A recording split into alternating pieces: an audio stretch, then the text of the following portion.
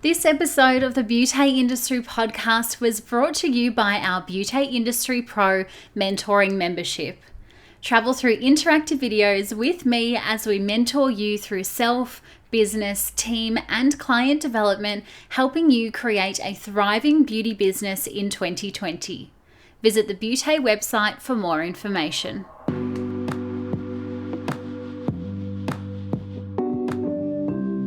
Hello and welcome to the Beauty Industry Podcast, your online support community for the professional beauty industry. I am your host, founding director of Beauty Industry, Tamara Shaw. Here we are closing the competitive gap and speaking your language. This is a platform created and dedicated to the professional beauty industry, valuing community over competition. We serve to help connect you with inspiration from industry experts, expand your knowledge through educational pieces, and bring you the latest in product and technology innovation. This is Beauty Industry. Today's guest is Nicole Healy, founder of Salon School, otherwise known across the gram as Melbourne hair blogger.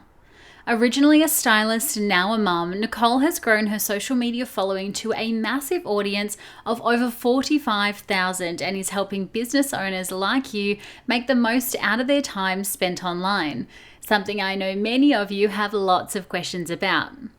Today's conversation is for you if you have questions around what and when to post, hashtags, locations, algorithms, and everything in between, as well as that all-defining question, will social media actually get me bums on beds? Get out your notebook and pen because you're about to have a lesson on digital media with Nicole Healy from Salon School. Nicole, welcome to the Beauty Industry Podcast. Thank you so much for having me. I'm so excited to be on here today. Oh, I'm so excited to have you. I think social media, well, I don't think I know social media is something that our business owners struggle so much with, just understanding what to post and when to post and how to post and everything around that, what kind of platforms they should be on. So I'm really thrilled that you could come on here and answer all those questions for us today. But I'd love to start at the very beginning of your career, really, because you're a hairdresser first and foremost. I'm interested in what made you enter actually into the social media landscape. Right, yeah. So I've been a hairdresser for the past 17 years. And I was working in a salon up until 2.5 years ago. And I became a mum. So, most people that follow me on social media would know what happened. So when I had my son, it was, my plans to go back into the salon and everything would be fine. And motherhood was just not what I expected it to be at all. And it really threw me because even until now, my little boy doesn't sleep through the night, and we're having so many issues with sleep that I just thought, oh my God, imagine not sleeping at night and then having to go to work the next day was just not viable for me. And honestly, social media was my hobby. And I reckon daily I was getting people messaging me saying, how did you grow your Instagram account? What should I be doing? How are you so successful in what you do? And then, even my partner was like, why don't you teach hairdressers how to use social media and do it in your time? And it's something you're so passionate about. And, it was like a no-brainer for me at the start. At the start, I started doing social media management. And then I just realized that it was so time consuming doing social media management that I really should be educating people in the hair and beauty industry how to use Instagram so they can do it themselves. And, they start engaging with their community and the people they want in their salons. And, it kind of just took off from there. So it started as a small idea. And, the minute I advertised it on my Instagram, it blew up. And, right until now, I'm booked out until May 2020. So, Wow. so it literally just took off so unexpectedly, but in such a great way. And, I'm so passionate about Instagram and teaching social media and just seeing results from salons scaling their businesses now. So Oh, I just love it so much. What I love about you is that you've actually given that control back to the business owner, because anybody can come on in and do social media management and do it for them. But as a business owner, you should really understand, what you're doing and why you're posting what you're posting, and to kind of have a little bit of that control. So I really like that aspect of your business. Oh, thanks. Yeah. I just think it's so important for business owners to understand their business on a social media aspect. Because I go to salons, and I've gone to many salons, and I go there, and some business owners just have no idea what to do. They have a platform, but they never had a strategy, and they were just told they needed Instagram, but they never really knew what to do with Instagram. So I Mm. think that's where I come in, and I teach anywhere from home salons to um, beauty salons, hair salons, all the way up to massive hair care companies I've taught at. And I think I've really seen along the lines of where people slot in with social media. Like, there's some people that really get it, and they're already scaling their businesses. And they've just learned a few tips and tricks from me. And then I've got other people that knew nothing, and now they're just like, wow, there's so much to do with it. And they even get overwhelmed as well, that they come back and they'll take on 2 or 3 classes from me just to get a better understanding of it, because I do fill them with so much valuable information, because I want them to get the most out of our time. Yeah, and it's just been so cool to just see them grow, and even get just 1 or 2 customers in a week up to, getting 100 customers in a month. So it's so cool. Wow. And I guess that's the biggest question mark around social media that I hear from, my coaching clients is, well, will posting on social media and spending all of this time in the social space actually get bums on beds? Obviously you're going to say yes, but how is that possible? Well, I think it's knowing your target market. So Instagram's a strategy. As a business owner, it's so valuable to know what you're doing, engaging with real people, engaging people in your location. When I say engage, that means like, comment, DM people, and just start getting social on social media, because people forget to be social. They think, okay, I'll just upload a picture. I'll upload a picture or a video or something like that, and then they just forget to actually engage with their community. So once you start engaging with people, that's just like handing out a business card. So in return, that could be a potential customer that you've just liked their picture. So I think anytime someone new likes one of my pictures on Instagram, I definitely go and look at their account, and you just start networking. So yeah, I definitely think Instagram can have a big revenue back into your business.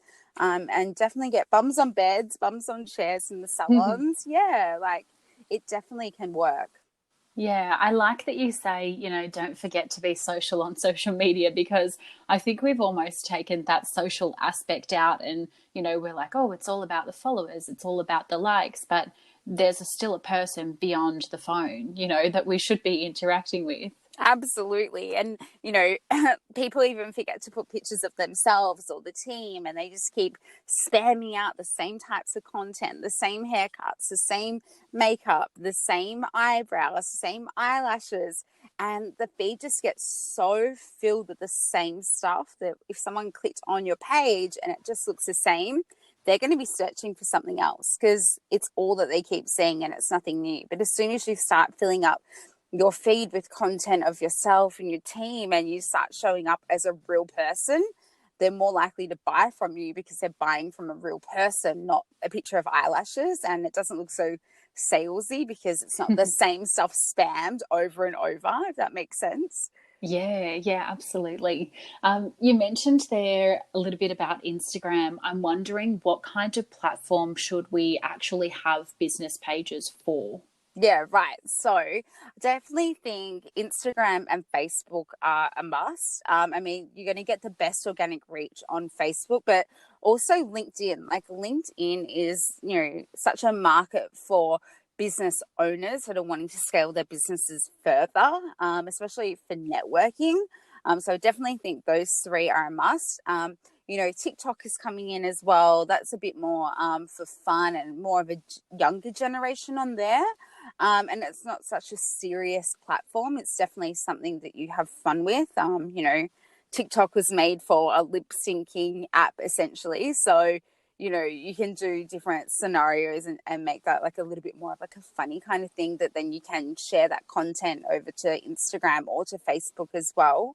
But I definitely think, yeah, Facebook, Instagram and LinkedIn are definitely places to be. And then you've also got Pinterest too. So Pinterest is a place where you can share, your most valuable content, and then you can also link it to either your website or you can link it to your Instagram page. And, that's how content goes viral, essentially.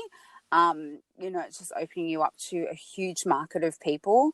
So I guess there's so many different platforms, but again, it can be time consuming. So, making sure you plan out your time wisely, spend as much time on the platform, you get the most growth on, and really focus on that. Yeah, and speaking of viral, there is a video on TikTok and it's the stupidest video ever, but I piss my pants laughing when I see it. It's like this little ferret and he's like dancing around and then he kisses this little like origami Pikachu. Oh my goodness, it is hilarious. And I do not even find little videos like that funny, but this little dancing ferret, I was losing it. And I guess that's TikTok, because it's less kind of salesy. And I like what you're saying there. You can be on all of the platforms, but when you're over on TikTok, you can be a bit more fun with it. Or when you're on Pinterest, you can be, a little bit more visual but pin your blog so that people still go back and see your blog. Or, if you're on Facebook, you can put a little bit more words and paragraphs and content in the way of writing, because I guess it allows you to do so. So even though you're on so many platforms, you still kind of need to gauge what you're doing on each platform. Like you don't want to have 45 hashtags on Facebook because that's going to look super spammy. Yeah, that's right. And I guess LinkedIn as well. LinkedIn is more about the words and less about the photos. That kind of just comes second. And then Instagram is more visual for the photos. So, uploading the best quality content, like it needs to be the most phenomenal kind of content on Instagram. It can't be blurry. It can't be out of focus. It has to be like the highest quality you can possibly put on Instagram, because that's going to make someone stop middle of their scrolling. But Facebook, again, words come first. LinkedIn, words come first. But Instagram, Pinterest, and TikTok is visual. So that's where, you have to know what platform is best for you. If you're really good at writing, maybe Facebook and LinkedIn is the place for you. But if you're really visual and you're really good at taking photos and videos, then definitely Instagram and Pinterest is the platform for you. Amazing. And you mentioned there the word content, and that's kind of like what we post. So is there an advantage to a beauty salon or even a hair place posting photos of themselves or their space, or can we just get content from like Shutterstock, Pinterest, Unsplash, all of those kind of curated photos? What's your opinion on that? I definitely think it's better to put your own content on there. As soon as you start sharing other people's content, it doesn't make you as authentic, but it can also be copyrighted too. So you need to make sure that, you're creating your own content, and even invest in professional photography, because that's your own content, it's your own branding. And once you start getting professional photos, you then can use it on all of your platforms, your website, all of your advertising, all of your social media ads, all of that. So I definitely think adding your own content is key, but definitely showing up as you. So uploading a photo of you, a photo of your team, and make it more personalized. Like I was saying before, less photos of what you actually do and more photos of you and the team and your space, and, inviting them to come into your space, because essentially they need to feel like they've already been to your business before they've even stepped foot into the salon. Oh, I like that actually, because I do a lot of mystery shopping and I'll look on Instagram prior to going there, and I guess that's the kind of draw card, that gets me in the space. But often I've gone there and I've thought, this is nothing like what I see on your Instagram feed. Obviously, it's just kind of curated stock photos, whereas some spaces I've been and I've walked in and it's literally like I'm walking in off their Instagram. Like, it's the perfect reflection of what their actual space looks like. So that's really interesting to me. Yeah, like I think a lot of people do take stock photos and they start putting that up on Instagram, but then again, it's a bit conflicting when someone comes to your space and your space doesn't actually look like that. So it can be a bit of a letdown. So definitely being authentic, and you can really show up on your Instagram stories as well, your space. Like I even know, like, not even in our industry, but if I see like a cafe start posting food or posting photos of like what they serve in the cafe or just their space, like me and my partner are foodies, like we love going to restaurants, so we definitely use Instagram as a visual to find restaurants and places to go to. And when we go there, we feel like we've already been there because of what they post on Instagram. So it definitely reflects back to the hair and beauty industry of showing up as you, because people will search on Instagram for services now. So yeah, that's how people will buy from you. Yeah, and it's interesting that you say with the cafes, because I am a very visual person. So when I'm at a cafe, I actually prefer to scroll through their Instagram and pick my brunch or my dinner based on the photo rather than reading through the menu. And I guess that's too kind of, we can do that in the beauty industry because you can have a beautiful picture of you doing a facial or of the treatment room. And that's how people can, go, okay, I want to go to this space over that space instead. Yeah, all because of one photo that you put on Instagram. So like I said before, invest in professional photography, because like going back to cafes more than likely get food photographers coming in to take photos of their food. So it looks good. It's visually appealing. They get picked up by blogs. They get picked up by other, websites like Broadsheet or Urban List or things like that. Pick up their photos and share them because it's visually so appealing that they even want their customers to go there. And those two websites I mentioned, they still share hair and beauty industry photos, and they're always looking for more people to share, but they're only going to share the best quality photos and content out there. The same with newspapers, the same with magazines, the same with bloggers. They all want to go to salons that look so visually appealing on Instagram now. And and that's just how our economy is growing, and our clientele is growing. They want to go to salons that look good on Instagram, so they can be seen there, they can take selfies there, they want to be seen at these places. So that's how important it is to share content of your space and your salon and your staff and all that kind of stuff, so people want to go there. Yes. And speaking of content, I want to ask you about videos, because we've seen IGTV come in on Instagram and we're seeing a lot of more video content, even like your TikTok videos we're now seeing on Facebook as well.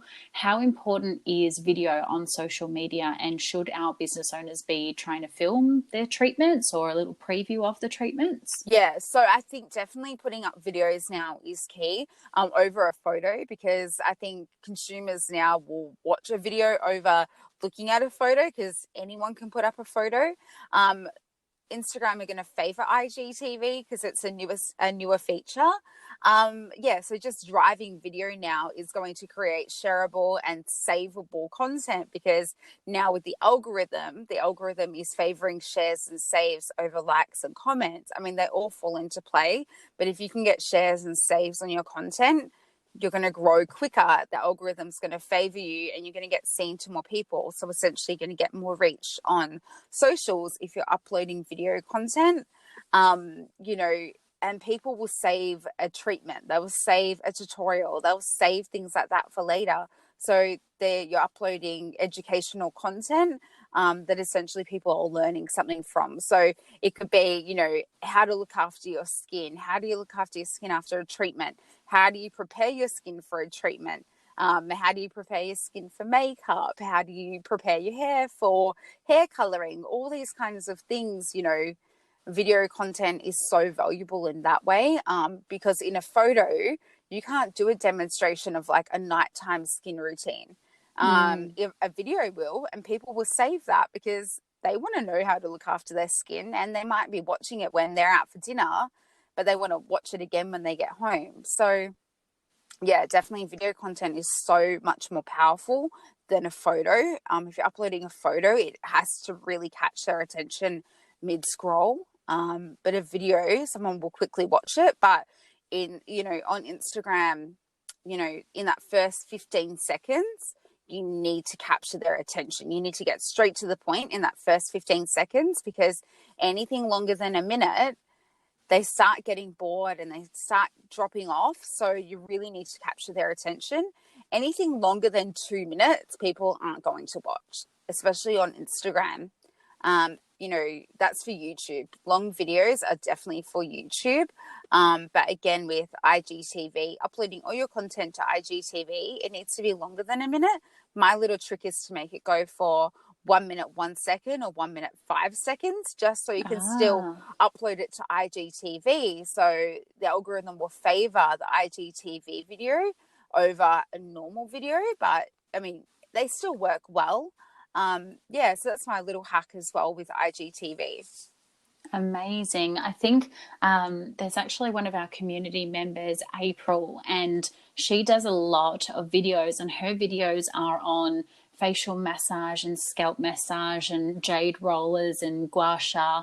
And every time I'm scrolling, I look at that and I go, oh my goodness, I wish I was in Melbourne so I could book in for that treatment. So anything that kind of makes your audience go, oh my goodness, just drool, I need that treatment, that's definitely a good video to start with. Yeah, for sure. And things like that can go viral. So if you're, you know, tagging, you know, these big reposting accounts, or the company you use will more than likely share your video, because video content is so hard to come by, because there's not many video creators on Instagram, especially in our hair and beauty industry. They come few and far between unless people are pumping out the content daily. So if you start doing that and you're sharing it to, you know, the companies that you use, then more than likely going to share it. So that's how you will grow on Instagram, is by people sharing your content. And that's how things go viral too. Amazing. So we know then what kind of platforms we should have business pages for. We know what type of content and video we should be putting out. Is there a specific time that is better to post on any of the platforms? Well, if you go onto your Instagram Insights, so you must have a business profile to do this. It needs to be over 100 followers to access your insights on Instagram.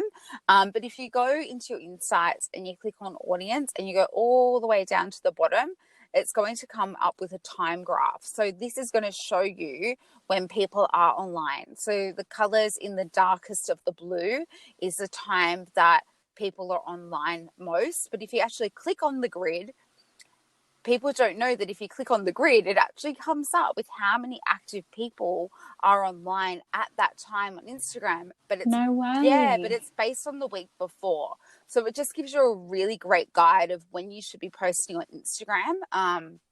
You know, I've show people that little trick and they're like, oh my God, I didn't even know you could do that. So yeah, if you go into audience, on the time graph, you click on the time graph, it'll show you how many active people were online at that time. And I guess that just gives you a guide of when you should be posting. The same with the stories, posting when people are online. You might have recorded something that happened at a time and then just upload it to your story when people are online. So you're not necessarily having to upload in, you know, real time. It's uploading when people are online. That's so interesting. I only just learned how to save something the other day. I was saving things and I was like, where do I go to find the things that I've saved? So I'm actually going to have to go and have a little browse at this insight grid. Yeah, insights are awesome. And I guess, you know, once you really know your insights and, you know, when people are online, you're going to grow a lot quicker. Amazing. And so, talk to me about hashtags then. Are they good for growth, or are they just spammy and people know that we're just trying to grow our accounts? I think people definitely have the wrong message when it comes to hashtags. Hashtags are actually how you get discovered on socials. So, especially Instagram. Instagram is a hashtag platform. Um, and I guess you need to know how to work with hashtags in order to grow. So people think, okay, I'm just going to put all these hashtags on, but again, hashtags is a real strategy. So you need to use location hashtags, you need to use hashtags of people that your dream clients are using, people in your location are using, and then at the end of the hashtags, it actually comes into maybe what's in the picture. So it's more about locations and lifestyle and less about actually what's in the picture, because essentially customers look through hashtags to find local businesses. So if you're not showing up in local hashtags, as in maybe where you're located, or there might even be a location hashtag for your area. It could even be a postcode, things like that. It's just being strategic, but people forget to engage with hashtags. So when you upload content to Instagram, you need to make sure that you're engaging before you put up the picture, maybe like 10 minutes before you're uploading your content, and then you're engaging maybe 10 or 15 minutes after you upload your content, but you're engaging with people in hashtags. So real people in your area are now seeing your content if they click back onto your account, if that makes sense. So Yes. engaging with hashtags is so important. And like I said before, hashtags are for discovery. So even if you click on the insights of your picture and you scroll down, so normally when you upload a picture to Instagram and you're on a business account, it'll just say below the picture, view insights. If you click on that and then you just scroll up, it will actually bring up a whole array of other insights. And if you go right down to the bottom under impressions, it'll come up with things like hashtags, location, profile, home, all these kind of things. But you'll actually see how much people discovered you from hashtags below. And if you find that, the most insights you got from the most insights you got were from hashtags on the impressions, you know that the hashtags are the reason that people saw your content. So, that's the strategy behind hashtags. People think, I'll just use one or two, but really you've got 30 hashtags to use. So if you can use them to your benefit, you're just going to grow quicker. But you need to be using relevant hashtags, things that are relatable. You need to make sure they're still in context of what you're posting. But the thing is, you can't be posting the same hashtags over and over. They have to be different hashtags every time, or you might have like 10 groups of hashtags and you're putting that on the picture. Because they say you can get banned on by using the same hashtags over and over, because it gets classified as spam. Yeah. Right. Well, I was going to say, like in my phone notes, I've got 30 hashtags for beauty industry, and every single time I post a photo, I just post those in the comments. So you're saying I shouldn't do that because I might get banned, so I should make it more relevant to the image and what the content actually is. Absolutely. Yeah. So you might have like 10 groups of hashtags. I've got a group of hashtags I use when I put up like a hair meme, and I just put up the same hashtags for that. But I'm not putting those same hashtags on all of my images I put up. Yeah. The reason I use the same group of hashtags of when I put up like a funny, relevant meme to the hair industry is because I know whenever I do those hashtags, like it goes viral, because I know that those hashtags work and they're relevant to the post. Yes, interesting. And I want to ask you then, how much importance should we place on scheduling the content? Yeah, so you have to be really careful when you're scheduling content. Yeah. You have to make sure that whatever the platform you're using to schedule out your content is Facebook partnered approved, because as soon as you start using a third party app, it will kill your reach. So, so they'll like ban you if you're not Facebook partnered approved, as in like they'll ban you. They will kill your reach. You're not going to reach anyone. Your content will go out, but no one's going to see it. So I recommend either using like Planoly is good because it's very visual. You can use it on your desktop, you can use it on your phone, and then there's Hootsuite as well. There's Later. There's a few different ones, but you need to make sure that they're approved by Facebook. So you're not going against the terms and conditions. Interesting. And you mentioned there Planoly, Hootsuite, and Later. Do you have some favorite apps which you use to either, edit or run your social media accounts? Yeah, I mean, I'm very visual, and I have to admit, I do everything authentically. I really plan out my day of, in the morning I'll upload some content if it's quality. If I've got something really great to share, I'll post it out. But I'm definitely someone that is, I'm a very creative mind. And if I think of something like on the spot, I'm like, oh, that would be really good to post to Instagram. I'll kind of like create it, start writing it, and then I just draft it. So you can even draft on Instagram as well. So then you can share it out at the time that you want to. But yeah, I guess with apps as well to make your content more visual. I love InShot. InShot is a great app. And that is for editing your videos. So you can even use the canvas to, make the sizing right for Instagram feed or IGTV or for TikTok. So you can edit the sizing. And then I love Mojo. That's a really great visual app again. So you can get, that beautiful moving text that you see on Instagram stories. So that's a really great one as well. And then I love Canva. Like Canva for me, I do all my presentations on. I make some of my advertising for my classes. There's so much you can do on Canva as well as not even for work, making birthday invitations and business cards and even just like graphics for your website as well. So, have a play around with Canva. Once you start to get familiar with it, it is really addictive and your visual content just looks awesome. Yeah, I'm a big fan of Canva as well. I think all of our event tiles are made of Canva, and it's so good now because there's so many like pre-made little tiles, so you don't even have to be the most creative person. You can literally just go in there and just change your brand colors and change your brand font, and all of a sudden it looks like you've just created this beautiful tile and looks like you're a graphic wizard. Yeah, and I love too, they've got like the brand kit on the side. So if you click there, you can just store all your brand colors. So you might know the coding from your website, the color coding, and you can just type that onto Canva, and there you've got your brand color already there for you. So cool. I'm wondering for you, one last question. How can we make the most out of social media, but to still have a life offline and balance, away from our devices, which we're all trying to do so hard at the moment? Yeah, I guess, it is finding the balance. We can get so consumed with socials, spend the time that you have. Don't let it consume your life. And I think a lot of people do let it consume their life. They let their whole business consume their life, which for me, that happens to me as well. Once I start doing something, it's hard to stop. But, I'm a mother. I've got to spend time with my kid. I can't be on my phone all the time. And I'm sure a lot of people can relate to that as well.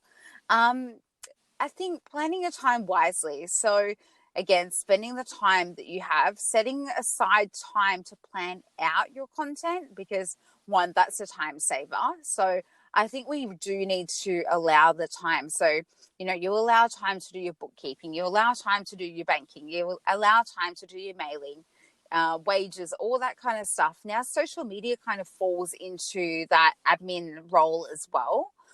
So you might spend 1 hour of the week planning out your content. So you might draft it to Instagram to share it when it is your ideal time, or, you might plan out all your content on Planoly so it schedules out your content for you.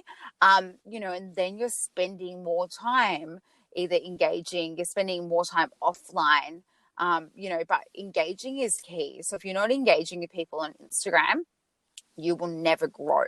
So engaging with people for maybe 10 minutes in the morning, 10 minutes at lunch, 10 minutes in the afternoon, and it's not time consuming because you're on your phone anyway. Instead of just scrolling and not making any intentional plans, you're actually now spending time wisely. You're being intentional. You're knowing what you're doing when you're opening up the app. You're not opening it up just for habit. You're opening it up to think, okay, I'm going to start engaging with hashtags. I'm going to start engaging people in my exact location. I'm going to start engaging people in my community. I'm going to start engaging people in my beauty community, or even in places like in local businesses where people are hanging out. And it can just be for 10 minutes. It's not like the whole day. It's just like maybe 10 minutes in the morning, in the afternoon, and maybe at night before you go to bed. So I think that's a great way of spending your time wisely on the platform and not spending the whole day on there. You can also, set limits. Like, on Instagram, there's a feature called activity. If you go into there, you can actually set a timer of how much time you want to spend on the platform. I mean, for me, I spend quite a lot of time on there because building a brand on Instagram is essentially how I grow my business. But for someone working full-time in a salon, spending an hour a day on the platform is heaps. Like, that's plenty. But if you want to spend more, go for it. But it's just up to you of how much time you want to spend growing your business. Yeah, interesting. Nicole, you've been such a delight to have on the podcast today, and you've shared so much insight and special tips and tricks that not only our audience can learn, but I've also learned too. So I really appreciate you coming on and spending the morning with me today. Thank you so much. Thank you for having me. I love doing podcasts and just sharing all my tips and tricks and giving you guys the best tips I can. Amazing. Thank you. Have a wonderful Monday. Thank you. Isn't Nicole an absolute ray of sunshine? To reiterate the most important pieces of information Nicole provided us today, make sure your business is on platforms like Instagram, Facebook, LinkedIn, and Pinterest. Create your unique content that is true to your business and brand and include video where possible. Look at your insights to find out what time is best suited to you posting. Create unique sets of hashtags as per your brand, location, and what is in the image, ensuring that you're using no more than 30 hashtags on any one post. And finally, get creative on apps like Canva, Mojo, InShot, and the like. There are so many valuable social media tips here. If you know of another business owner or somebody who needs to hear this conversation, make sure you like, share, and tag them in this episode across our social media channels by searching for @BeautyIndustry, or let me know what your biggest takeaway was by sending me a direct message at Tamara Shaw Reid. Have fun creating social media magic. Until next time, stay connected and a very big Merry Christmas to you all.